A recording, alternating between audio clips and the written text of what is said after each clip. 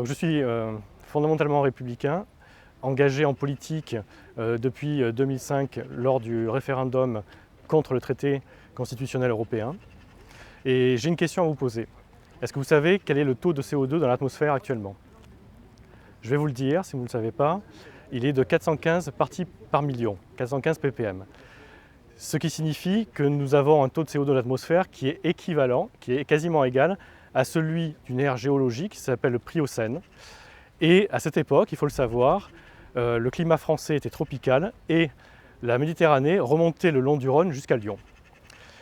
Vous le savez, le GIEC a émis depuis 2015 ses premiers rapports alertant du réchauffement climatique et nous pouvons constater qu'à la même date, en 1995, Jean-Claude Gaudin a été élu maire.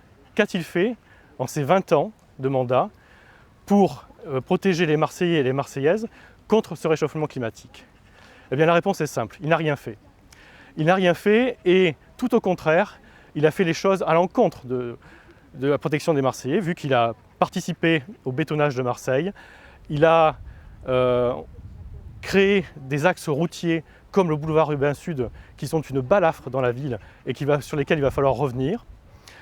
Et on peut aussi dire que toute cette activité liée au bétonnage de Marseille a participé à la gentrification de Marseille, c'est-à-dire à l'exclusion des plus pauvres, et aussi cela a participé à un accès à l'eau qui est de plus en plus réduit. À l'eau, que ce soit aux piscines, que ce soit à l'accès à la mer, ou que ce soit à l'accès à l'eau potable, vu que c'est privatisé.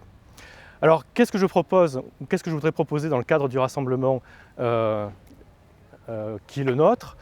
Eh bien, je voudrais proposer une ville nouvelle, c'est-à-dire une ville où le numérique ne soit pas forcément utilisé à tout bout de champ, une ville où une concertation et surtout une aide soit mise en place avec la communauté scientifique pour faire une politique de recherche-action et pour rendre la ville et la vie dans cette ville la plus simple possible pour les Marseillais.